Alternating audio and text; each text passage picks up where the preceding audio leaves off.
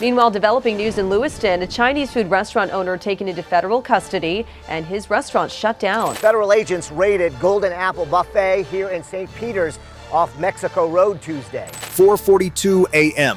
A chain of Chinese restaurants suddenly became the target of one of the largest federal raids in decades. Within minutes, federal agents uncovered 2 tons of heroin and fentanyl, 180 children hidden inside a secret underground facility, more than $4.2 billion funneled through shell companies across 11 countries, a sprawling smuggling network stretching from New York all the way to Beijing.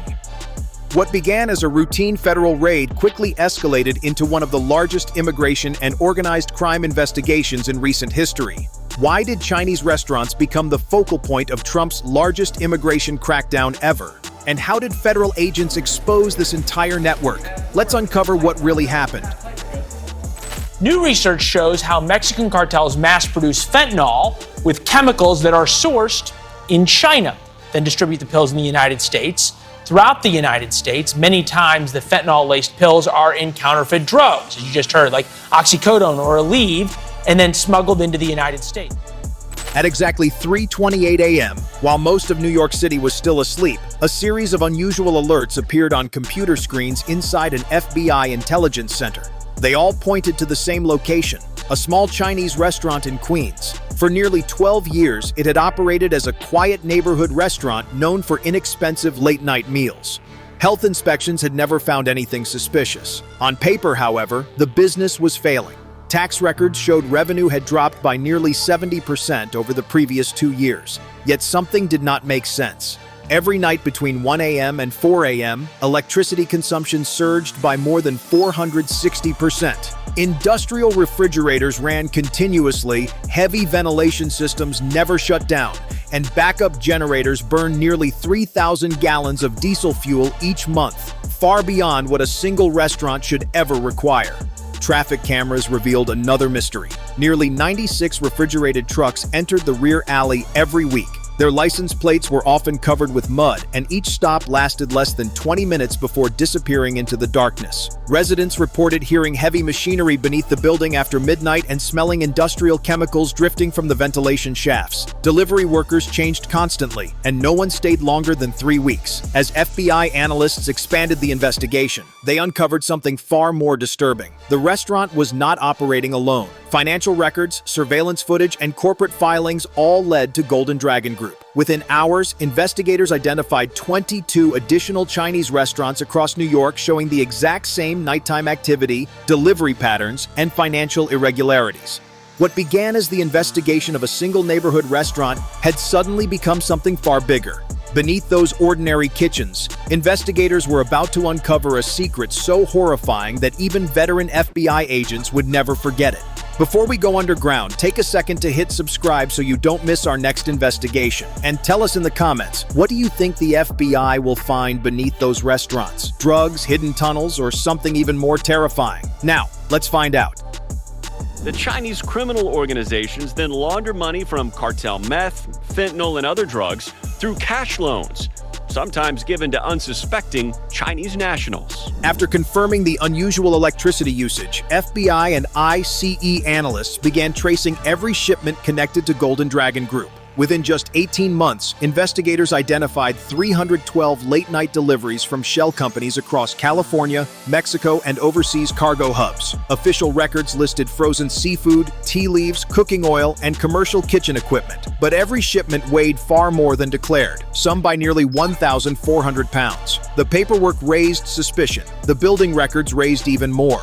9 of the 23 restaurants had basements significantly larger than those shown on city blueprints. Thermal imaging detected constant heat beneath storage rooms that officially had no ventilation, while hidden walls appeared where no walls should have existed. Federal engineers deployed ground-penetrating radar. The scans revealed a 1.8-kilometer underground tunnel network connecting multiple restaurants to a refrigerated warehouse hidden beneath an abandoned industrial district. Reinforced corridors, biometric security doors, and conveyor systems suggested the complex had been operating for years. When agents searched the underground warehouse, they found far more than food supplies. Inside were 220 surveillance cameras, encrypted radios, loading platforms, and 2 concealed storage rooms containing more than 1 ton of heroin and fentanyl hidden inside restaurant shipments.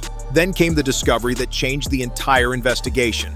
Behind a refrigerated wall labeled Dining Storage B, agents uncovered rows of children's beds, medical tags, restraints, and clothing. The room could hold more than 180 children, and surveillance footage showed activity less than an hour earlier. Moments later, cyber analysts accessed an encrypted server. It contained 370 completed transfer records, each connecting a restaurant, a truck route, and a coded child profile identified only by age, height, blood type, and destination. The conclusion became impossible to ignore. This was never just a restaurant chain hiding criminal activity. It was a sophisticated trafficking network disguised as a legitimate business, and according to the most recent entry, the next shipment was already underway. Everything the FBI had uncovered so far was only the beginning. Behind one final steel door waited the secret the organization was willing to kill to protect. We have over $50 million in drug proceeds laundered through this investigation. This is not the first time we are seeing ties between China. At exactly 4:46 a.m., the order was finally given. More than 310 federal agents from the FBI, ICE, and DEA moved at the same time. 23 restaurants across New York were surrounded within minutes. Streets were sealed. Traffic was diverted. Helicopters circled overhead while tactical teams quietly took their positions outside every entrance. Then the countdown reached 0. Breaching charges shattered the rear service doors almost simultaneously. Flashbangs exploded through empty dining rooms as heavily armed agents rushed inside. Tables and chairs crashed across the floor while kitchen equipment echoed through the buildings. The restaurants appeared deserted, exactly as expected. But beneath the kitchens, everything changed. The first tactical team forced open a reinforced steel hatch hidden below a walk-in freezer.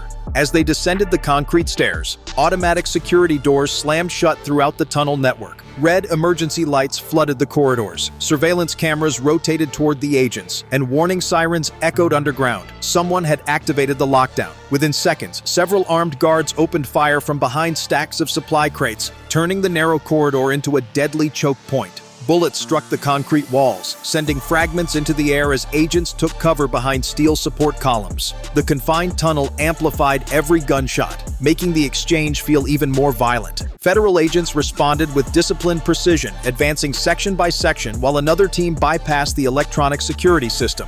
Every few meters revealed another reinforced door, another security camera, another obstacle slowing the advance. It was clear this underground complex had been designed long before the raid. At 4:49 a.m., the command center finally disabled the electronic locks. One heavy steel door slowly opened. Behind it, agents discovered dozens of frightened children packed inside a hidden holding area. Medical teams immediately rushed forward, escorting them toward the surface while tactical officers continued pushing deeper into the tunnel system. Then another discovery changed everything. Live surveillance footage showed 3 refrigerated trucks leaving a separate underground exit only 35 minutes earlier. Intelligence officers quickly estimated that another 94 children had already been loaded into those vehicles. The operation inside the restaurants had succeeded, but the mission itself was far from over.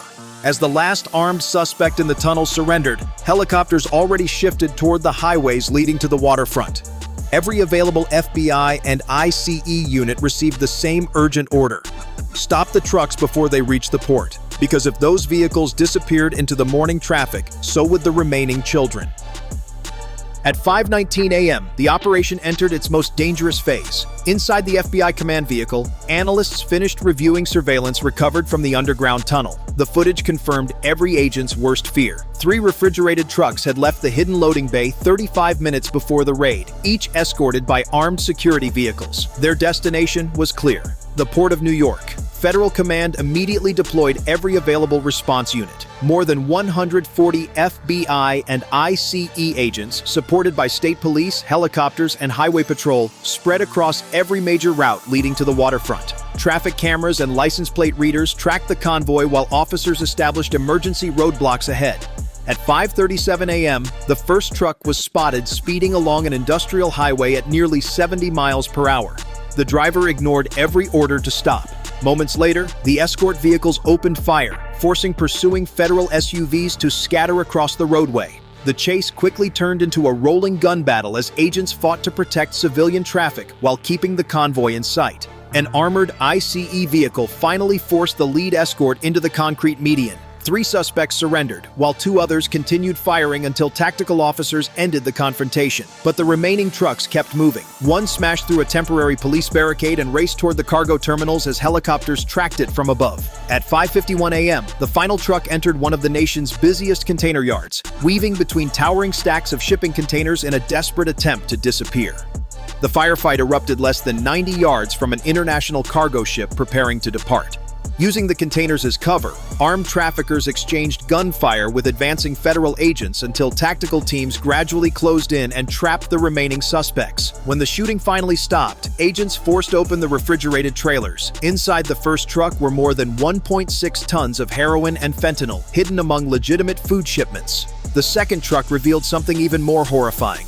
Dozens of frightened children sat silently inside insulated compartments, each wearing numbered wristbands matching the encrypted records recovered beneath the restaurants. Medical teams rushed them into the morning light as agents secured the scene. By 6:06 a.m., the port was under federal control.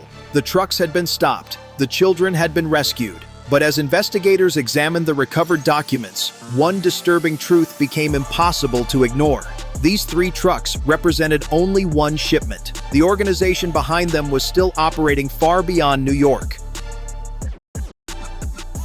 By 6:40 a.m., the gunfire had ended. The restaurants had been secured. The tunnel was sealed. The trucks had been seized. The rescued children were finally receiving medical care. But inside the FBI's temporary command center, investigators understood one thing.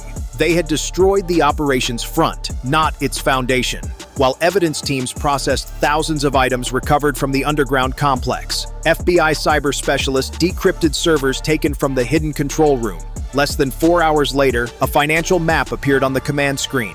The room fell silent. What had appeared to be 23 restaurants suddenly expanded into 58 shell companies operating across 11 countries, controlling 113 commercial bank accounts, import businesses, refrigerated logistics firms, and commercial real estate. Over the previous 6 years, investigators estimated that more than $4.2 billion had flowed through the network. The money was carefully disguised as frozen seafood imports, commercial kitchen equipment, restaurant renovations, and wholesale food deliveries. Viewed individually, every transaction looked legitimate. Together, they revealed a perfectly coordinated laundering system. Investigators soon uncovered another layer. More than $480 million had quietly passed through nonprofit organizations, consulting firms, and investment companies connected to the restaurant owners. Several businesses existed only on paper. Others operated from empty office buildings with no employees at all. Then analysts opened one encrypted spreadsheet. Instead of customer names, it listed shipment numbers, restaurant locations, truck routes, and coded payment records. Every major transfer matched a truck movement. Every truck movement matched activity inside the underground tunnel. Nothing had been left to chance. By that afternoon, federal prosecutors froze hundreds of bank accounts and seized nearly $1.3 billion in commercial properties, warehouses, delivery fleets, and restaurant assets. Then another alert appeared. Encrypted communications pointed to additional logistics hubs operating under different company names in several other states. For the first time since the raid began, FBI officials realized they were no longer investigating a local criminal enterprise. They were dismantling only one branch of a nationwide criminal network, and its financial system was still operating.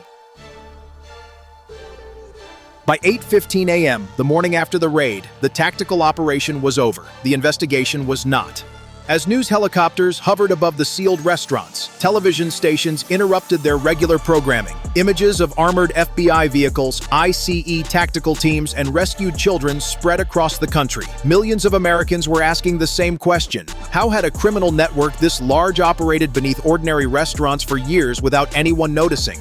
The FBI opened a national tip line before noon. Within the first 72 hours, investigators received more than 6,200 phone calls, 1,800 emails, and hundreds of surveillance videos from residents. Witnesses described refrigerated trucks arriving after midnight, unusual warehouse activity, and deliveries that never involved food. When analysts compared the new tips with existing evidence, another pattern emerged. The restaurants had never worked alone. Federal authorities immediately expanded the investigation. Inspection teams searched more than 470 restaurants, 136 refrigerated warehouses, and dozens of logistics companies connected to the network. Financial records, import licenses, and shipping documents were reviewed one by one. Families from several states also began contacting investigators. Some reported children who had disappeared after being promised jobs or educational opportunities. Others recognized locations shown in the news and identified businesses connected to missing relatives. Inside FBI headquarters, investigators reached an unsettling conclusion. The warning signs had existed for years. Unusual electricity bills, late-night truck deliveries, businesses expanding far beyond their reported income. Each clue seemed insignificant by itself. Together, they exposed one of the largest criminal enterprises federal investigators had ever uncovered. But even as the investigation expanded, another operation was already underway. At 5:11 a.m. the following morning, less than 24 hours after the restaurant raids, dozens of federal vehicles quietly surrounded a luxury high-rise overlooking the Manhattan skyline. There were no flashing lights, no sirens, only silence. FBI hostage rescue operators secured the building while ICE tactical teams blocked every exit. At 5:18 a.m., the breach order was given. Within seconds, agents swept through the penthouse. Several encrypted phones and laptops were still running automatic data deletion programs, but cyber specialists isolated the devices before the evidence could be destroyed. Then they found the man believed to be directing the entire operation. He was sitting alone in a private office, silently watching live television coverage of the previous day's raid. He offered no resistance. His arrest triggered another nationwide wave of federal warrants. Over the next 96 hours, investigators searched 14 commercial properties, 9 refrigerated warehouses, and multiple financial offices across 4 states. Hundreds of kilograms of narcotics, millions of dollars in cash, and thousands of pages of financial records were seized. Back at FBI headquarters, the evidence board that had begun with a single restaurant was finally complete. Every shipment, every shell company, every truck route, and every payment now connected to the same criminal organization. The network had been dismantled, or so everyone believed. As investigators reviewed one final encrypted report, they discovered a disturbing detail. The database listed 89 child profiles. Only 45 victims had been located. The remaining 44 had no confirmed location. For the public, the case was over. For the FBI, it had become something even larger. The restaurants had been shut down, the tunnels had been sealed, the money had been seized. But somewhere, 44 children were still missing. And until they were found, the investigation would never truly end. When the final evidence box was sealed and the last tunnel entrance disappeared beneath reinforced concrete, the operation officially came to an end. But the investigation left behind a warning far bigger than a single criminal case. The greatest shock was not the drugs or the hidden tunnels. It was the realization that an organization of this size had operated behind ordinary businesses for years without attracting serious attention. Federal agencies expanded financial investigations, reviewed commercial import networks, and worked with international partners to trace billions of dollars flowing through shell companies across multiple countries. Investigators reached one unmistakable conclusion. Modern criminal organizations survive by hiding behind legitimate businesses, complex financial systems, and the assumption that familiar places are always safe. One unusual electricity bill, one late-night truck delivery, one shipment that never matched its paperwork. Individually, they meant nothing. Together, they exposed an entire criminal empire. The operation dismantled a multi-billion-dollar network, rescued innocent victims, and proved that patience, coordination, and relentless investigation can expose even the most carefully hidden organizations. This story is fictional, but its message is real. Organized crime succeeds when warning signs are ignored and begins to fail when people refuse to look away. If you enjoyed this investigative documentary, like the video, subscribe, and turn on notifications so you don't miss our next fictional investigation. And before you go, tell us in the comments, which discovery shocked you the most, and what fictional FBI case should we investigate next? 4:42 a.m. A chain of Chinese restaurants suddenly became the target of one of the largest federal raids in decades. Within minutes, federal agents uncovered 2 tons of heroin and fentanyl, 180 children hidden inside a secret underground facility. More than $4.2 billion funneled through shell companies across 11 countries. A sprawling smuggling network stretching from New York all the way to Beijing. What began as a routine federal raid quickly escalated into one of the largest immigration and organized crime investigations in recent history. Why did Chinese restaurants become the focal point of Trump's largest immigration crackdown ever? And how did federal agents expose this entire network? Let's uncover what really happened.